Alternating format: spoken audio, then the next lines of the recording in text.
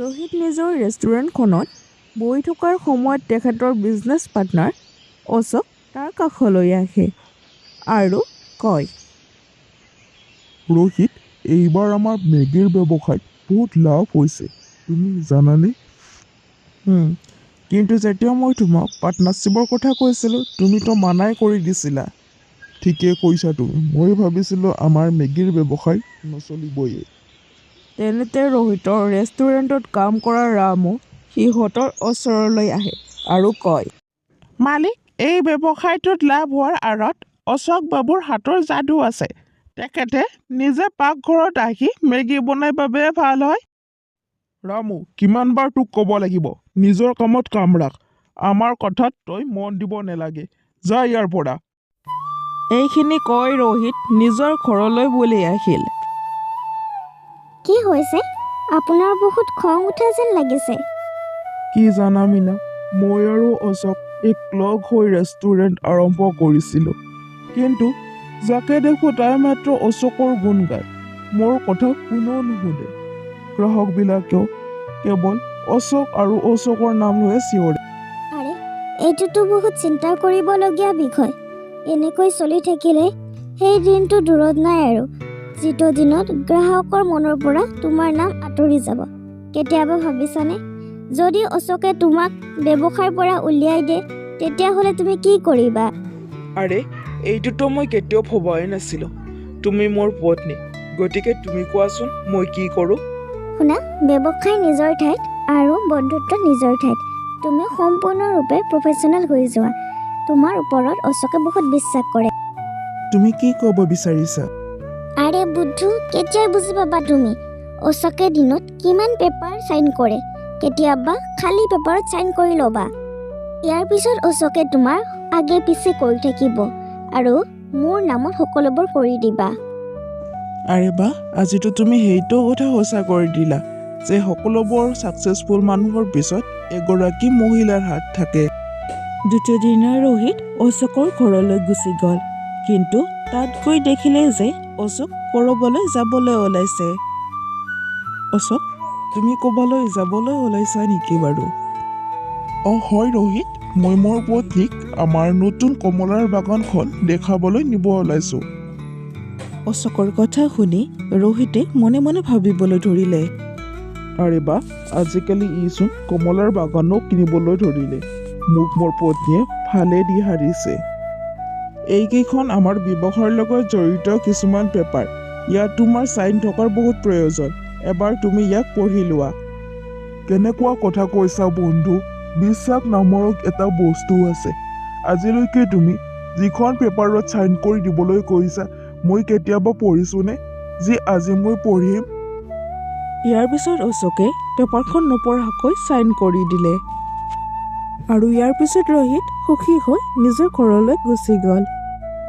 আনফালে অশোক নিজৰ পত্নীক কমলাৰ বাগিচাখন দেখাই ঘৰলৈ বুলি আহি থকাৰ সময়তে হঠাতে তেওঁলোকে এগৰাকী শিশুক কান্দি থকা দেখা পালে। কি হৈছে বাবা, তুমি কান্দি কেলেই আছা? মোৰ এইখন পৃথিৱীত কোনো নাই। মোৰ বহুত ভোক লাগিছে। মই এতিয়া কি কৰোঁ? তুমি নাকান্দিবা, তুমি আমাৰ লগতে থাকিব পাৰিবা। ব'লা আমাৰ লগত। ইয়াৰ পিছত অশোক নিজৰ লগত সেই ল'ৰাজনক লৈ গ'ল। কি নাম তোমাৰ? মোৰ নাম কৃষ্ণ। তুমি চিন্তা নকৰিবা কৃষ্ণ, আজিৰ পৰা ময়ে তোমাক চোৱা চিতা কৰিম আৰু তুমি আজিৰ পৰাই মোক তোমাৰ পিতৃ বুলি ভাবিব পাৰিবা। দ্বিতীয় দিনাৰ ৰাতিপুৱাই অশোক নিজৰ ৰেষ্টুৰেণ্টখনলৈ গুচি গ'ল। ৰেষ্টুৰেণ্ট যাই অশোকে আচৰিত হৈ গ'ল। আৰে, এয়া কি? ইয়াতো মোৰ নামটো নোহোৱা কৰি দিছে। তাৰমানে? এইখিনি কৈ অশোক ৰেষ্টুৰেণ্টৰ ভিতৰলৈ সোমাই গ'ল আৰু কয়, ৰোহিত, এইবিলাক কি? ৰেষ্টুৰেণ্টৰ বৰ্ডৰ পৰা মোৰ নামটো নোহোৱা কৰিছা কিয়?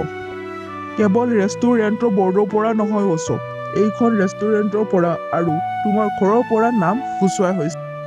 তুমি ক'ব কি বিচাৰিছা? এয়াই যে কালি যিখন পেপাৰত তুমি চাইন কৰিছিলা, ইয়াৰ জৰিয়তে মই তোমাৰ ঘৰ, এই ৰেষ্টুৰেণ্ট আৰু বেংক বেলেঞ্চ সকলোবোৰ মোৰ নামত কৰিছোঁ। তুমি মোৰ লগত বিশ্বাসঘাত কৰিছা ৰোহিত। ইয়াৰ শাস্তি তুমি নিশ্চয় পাবা। আৰে এতিয়াতো তুমি এটা ৰাস্তাৰ ভিক্ষাৰী, তুমি মোক কি শাস্তি দিবা? ইয়াৰ পিছত অশোক অতি দুখ মনেৰে নিজৰ ঘৰলৈ আহিল। ঘৰত পুলিচক দেখা পাই অশোক আচৰিত হৈ গ'ল। কি হৈছে? মোৰ ঘৰত পুলিচ কেলে আহিছে? ছাৰ, এইটো ঘৰ বৰ্তমান মিষ্টাৰ ৰোহিতৰ নামত হৈ গৈছে। এতিয়া আপুনি ইয়াত থাকিব নোৱাৰিব। আৰু শুনক, এইখন ঘৰৰ একো বস্তুৱে আপুনি আপোনাৰ লগত নিব নোৱাৰিব। ইয়াৰ পিছত অশোক নিজৰ পৰিয়ালটোৰ সৈতে ঘৰৰ পৰা ওলাই আহিল। এইবিলাক কি হৈ গ'ল? আপোনাৰ বন্ধুটো আমাৰ লগত বহুত ডাঙৰ বিশ্বাসঘাত কৰিলে। এতিয়া কি হ'ব? আমি কলৈ যাম?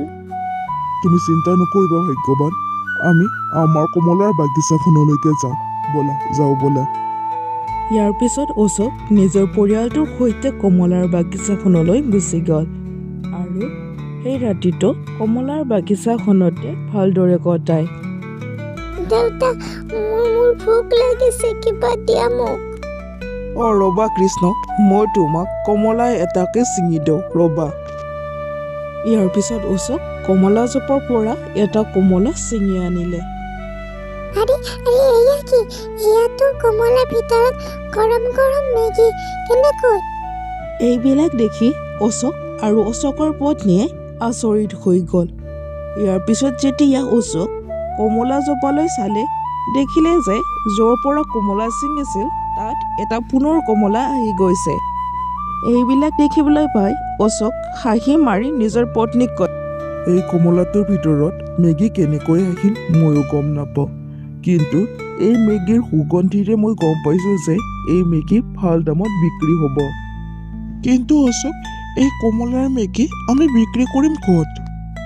তুমি চিন্তা নকৰিবা ভাগ্যৱান। এইখন কমলাৰ বাগিচা আমাৰ এটা হাইৱেৰ কাষতে আছে।